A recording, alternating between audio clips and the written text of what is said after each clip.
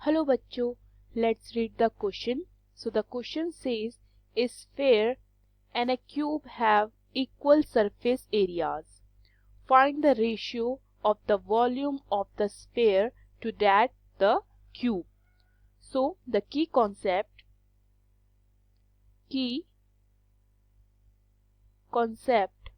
of this question is volume of sphere is equal to 4/3 pi r cube and volume of cube is equal to side cube, or I can write it as a cube also. Okay. सो जो volume of sphere होता है वो हमारा होता है 4/3 pi r cube, जहाँ पे r is the radius of the sphere होता है, एंड वॉल्यूम ऑफ क्यूब होता है हमारा साइड क्यूब. ठीक है, जिसको मैं a क्यूब भी लिख सकती हूँ. सो क्वेश्चन में हमें बोला गया है a sphere and a cube have equal surface areas. हमारे पास एक स्फेयर है और एक क्यूब है, दोनों का सरफेस एरिया इक्वल है और हमें उनके वॉल्यूम का रेशियो फाइंड करना है. Clear? Let the radius of sphere be r. Okay, मैंने स्फेयर के रेडियस को क्या ले लिया? r ले लिया. Also let the side of cube be a. Okay, मैंने क्यूब की साइड को a ले लिया. सो क्वेश्चन में बोला गया है जो टोटल सरफेस एरिया है हमारा स्फेयर का वो क्यूब के सरफेस एरिया के इक्वल है. Okay, so total surface area of sphere is equal to total surface area of cube. Okay, ये चीज गिवन है हमें. सो यहां से हमारे पास 4 पाई आर स्क्वायर 6a² के इक्वल आ सकता है. ठीक है, लिख सकते हैं. दोनों के टोटल सरफेस एरिया को इक्वेट कर दिया है. सो ये मेरे पास आता है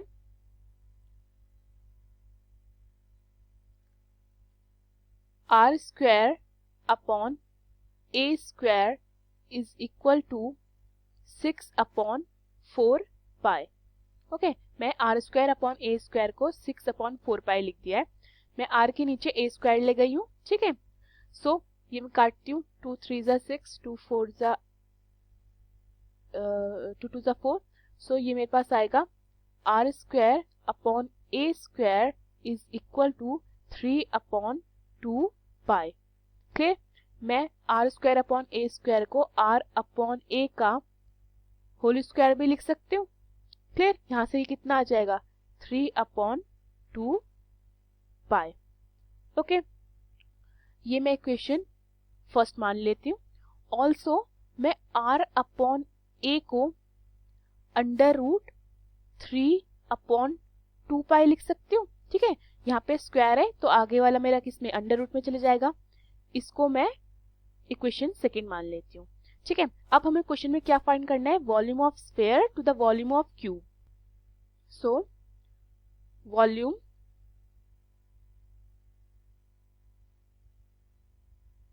of sphere upon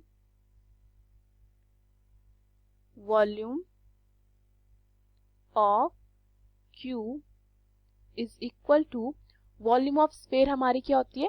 volume of sphere होती है हमारी 4/3 pi r cube and upon volume of cube होता है हमारा a cube.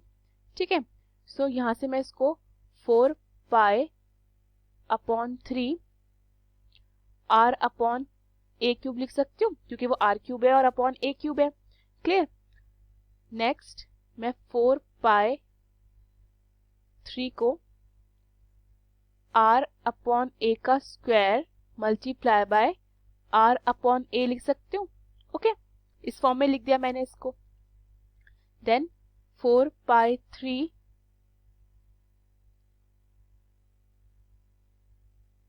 Upon 3, r upon a का स्क्वायर की वैल्यू कितनी है मेरे पास, यह है 3 अपॉन 2 पाई। मैं यहाँ पुट कर देती हूँ, ये हो जाएगा 3 upon 2 pi multiply by r upon a की वैल्यू कितनी है मेरे पास, ये है √3 अंडर रूट 3 अपॉन 2 पाई।